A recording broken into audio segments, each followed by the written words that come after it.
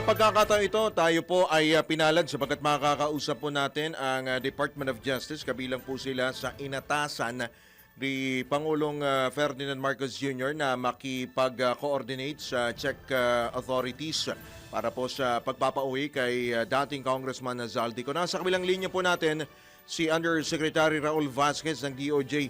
Magandang umaga po, Yusek Vasquez. Welcome po muli sa DWIZ at kami po si Drew Nasino at John Ibanez. Yusek. Good morning po, Yusek. Morning po, welcome.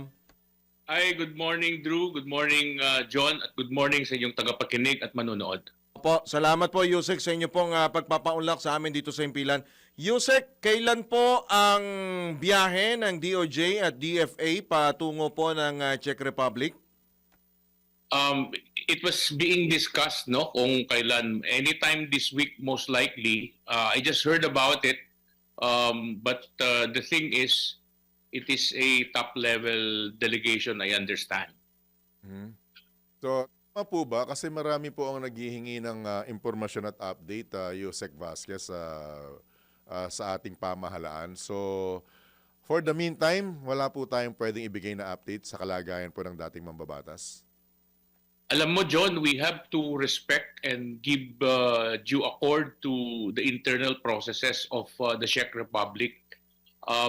They are so mum about the details, and we cannot also divulge those things. In fact, ang lead agency dito ay yung DFA.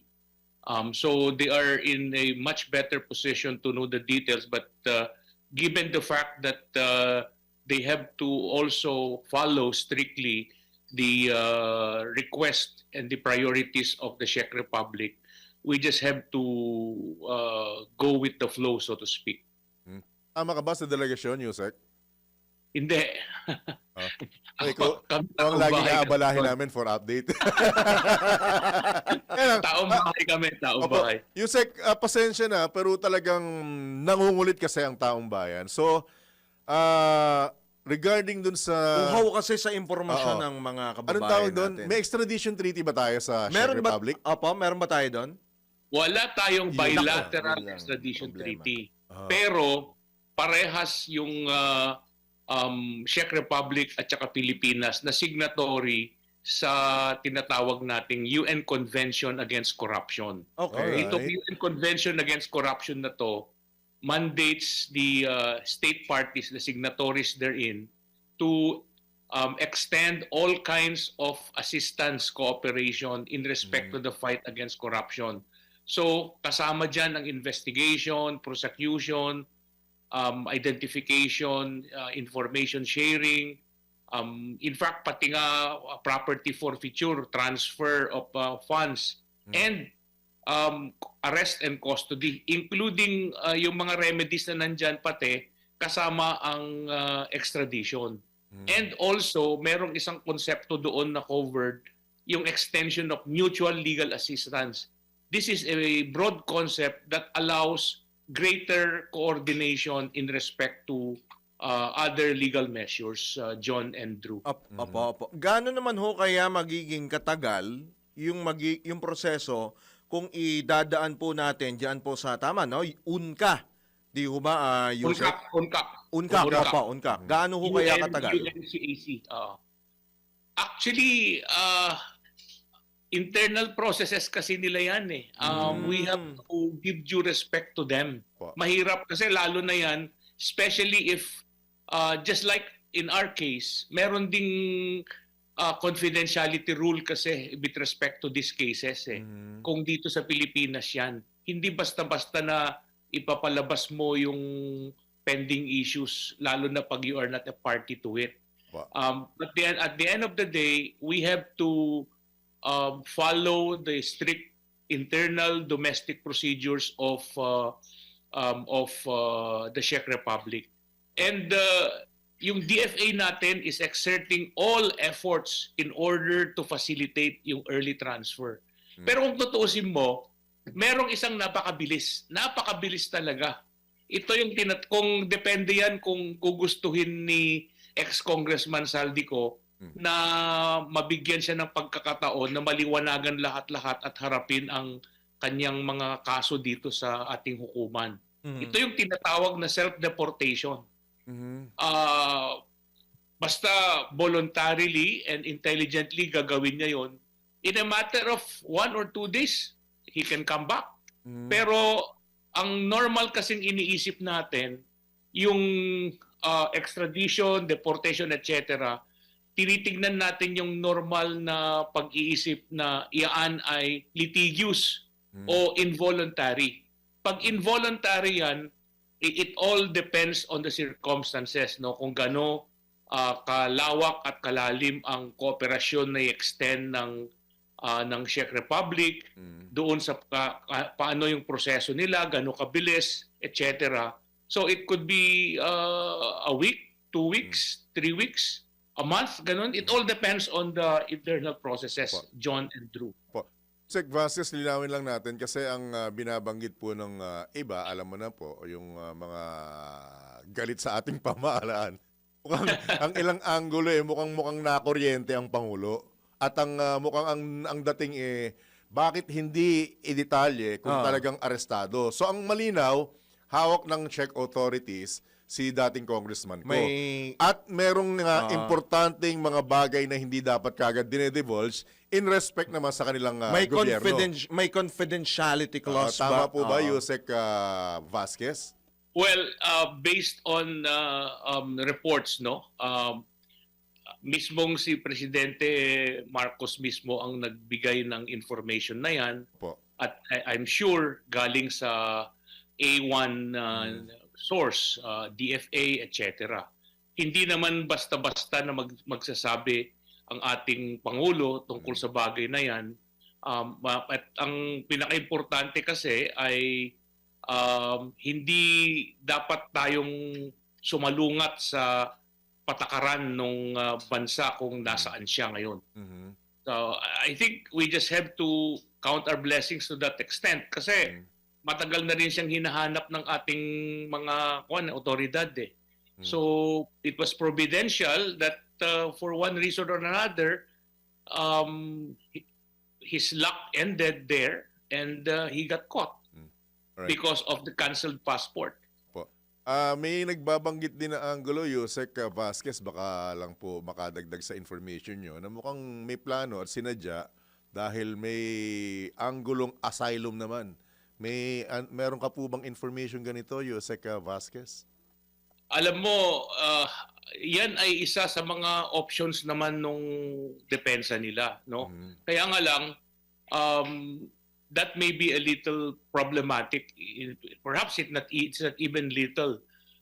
Una kasi, I don't know if, again, no, depending on available information, but later on malalaman natin, hindi natin alam kung kanino siya, saang bansa siya sa Europa unang dumating.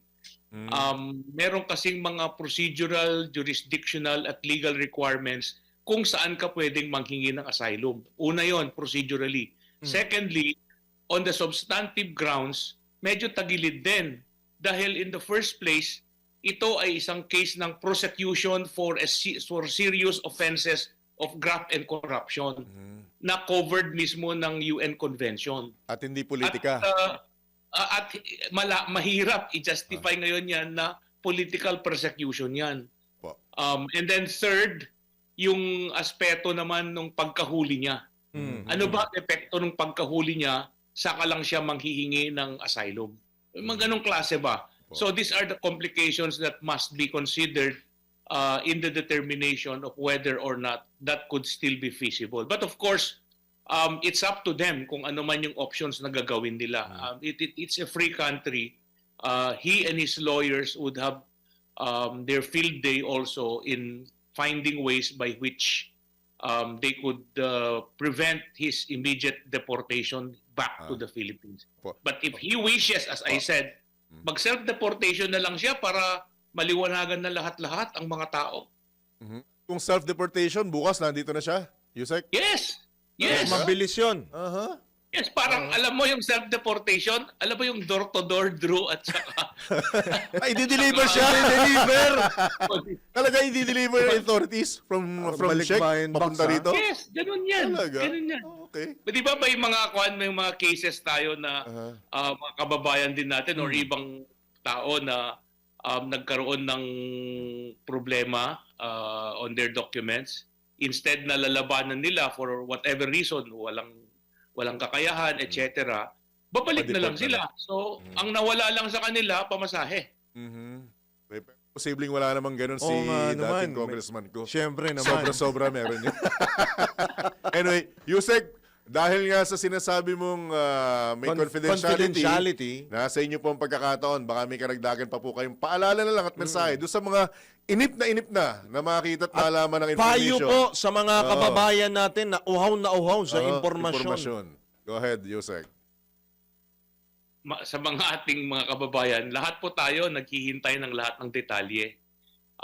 Ang dapat lang isipin po natin, ang ating mga otoridad, our government is exerting all efforts, leaving no stone unturned in order to ensure that the long arm of the law will finally catch on ex-Congressman Saldico, bring him back to the country and let him face the music here, let him present his evidence to prove his innocence, and for everybody to have a final and clearer way by which this issue of flood control corruption cases would come to that's a logical end. No?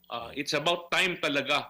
It's a national interest natin ang involved dito. Sana po magtulungan po tayo at pati po yung mga akusado mismo ay maliwanagan sila para sila ay pumubalik na dito para matapos na to.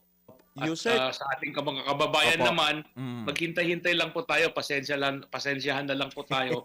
Kailangan nating sumunod sa proseso para ang rule of law ang mangibabaw at ang hustisya ay makamtan po natin sa madaling panahon. alright. Yusek, yung pag-alis ba ng mga taga-DFA at DOJ confidential din? Hindi naman. Talaga humabol ka pa. Hindi naman. Alright. Hindi naman. Yun lang ang kuan ay hindi lang natin kung ano yung kung saan sila Kung kailan. pupunta, etc. kung kailan specifically, ano yung mga marching orders. We just have to give a greater leeway and greater understanding, John and Drew, sa bagay na yan, no? Para hindi kasi parang ongoing Ano naman? matter pa to eh. Mahirap na baka Masunog. Baka masunog. Masunog. hindi naman hindi sunog yan. Isang hirit na lang, Yusek. Baka naman pwedeng may clue ka, paki-message mo na lang kami ni Drew. Sige. Oo, matagal Ikaw confidential din namin. Isi-secret din namin. Alright. Sige. Yusek, as always, thank you so much. Salamat Good morning. po, Good luck. Yusek. Ingat God bless, po kayo. God bless. Ingat. Maraming salamat Good morning. din. Magandang umaga sa inyong lahat. Salamat Alright. po. Thank you so much, sir. Alright, si Justice Undersecretary Raul Vasquez, ang inyo pong natungayan at napakinggan.